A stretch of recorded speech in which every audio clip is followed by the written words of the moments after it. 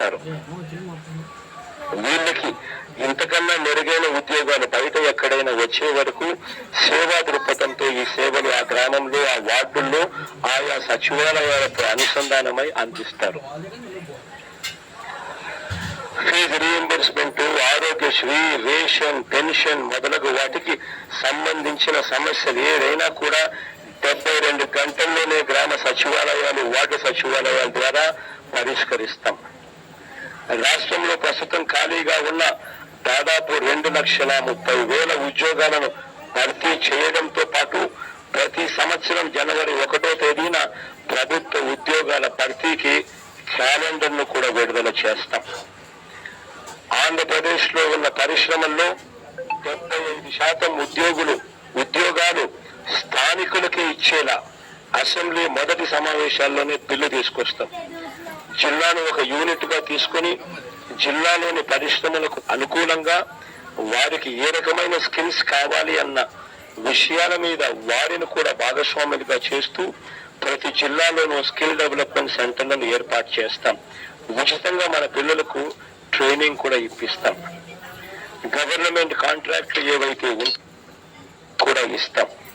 ఇంతేకాదు బీడీ డబ్బు ప్రభుత్వమే మేమే బ్యాంకులకు అక్కచెల్లెమ్మల తరపున కడతాం.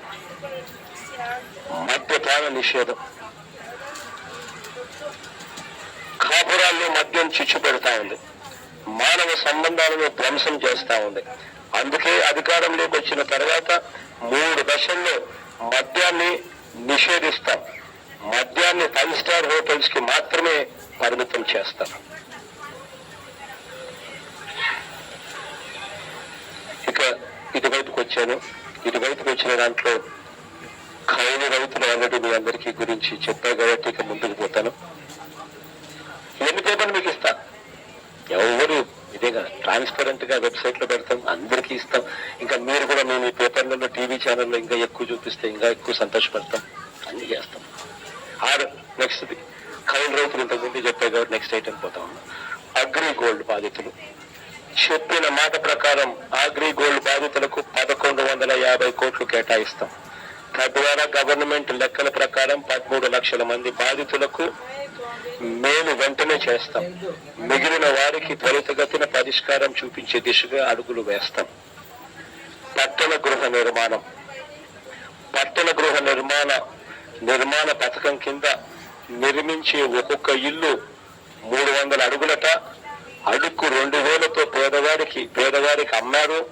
ఇందులో 3 లక్షల రూపాయలు పేదవాడి పేరుతో అప్పుగా రాసుకుని ఆ అప్పు భారం 20 ఏళ్ల పాటు నెలల 3,000 రూపాయలు తిరిగి కట్టాల్సిన పరిస్థితి ఆ పేదవాడికి ఉంది. ఆ అప్పు భారం ఆ పేదవాడి మీద పడకుండా రద్దు చేసి ఆ భారాన్ని పూర్తిగా ప్రభుత్వమే భరిస్తుంది. యాదవులు తిరుమలలో శ్రీవారి గర్భగుడి తలుపులు సన్నిధి గొల్లలు తెరిచే సాంప్రదాయాన్ని పునరుద్ధరిస్తాం. గొర్రెల కాపురులకు చనిపోయిన ప్రతి గొర్రెకు 6,000 రూపాయలు బీమా అందిస్తాం. ఆటో టాక్సీ, సొంత టాక్సీ నడిపే వారికి ఇన్సూరెన్స్ అయితేనేమి, ఫిట్నెస్ అయితేనేమి, రిపేర్ అయితేనేమి తదితర అవసరాల కోసం ఇబ్బందులు పడతా ఉన్న పరిస్థితుల్లో వారికి సంవత్సరానికి 10,000 రూపాయలు ఇస్తాం. జీవన బీమా 18 సంవత్సరాల వయసు నుంచి 60 సంవత్సరాల లోపు ఉన్న ఏ పౌరుడైనా కూడా సహజంగా కూడా మరణించిన వారి కుటుంబానికి వైఎస్ఆర్ జీవన బీమా పథకం కింద 1,00,000 రూపాయలు అందిస్తాం. న్యాచురల్ డెత్ కూడా. ఎస్సీ ఎస్టీ సంక్షేమం, ఎస్సీలకు 3 కార్పొరేషన్లు ఏర్పాటు చేస్తాం. మాదిగలకు, మాలలకు మరియు రెల్లి తదితర కులాలకు అందరికీ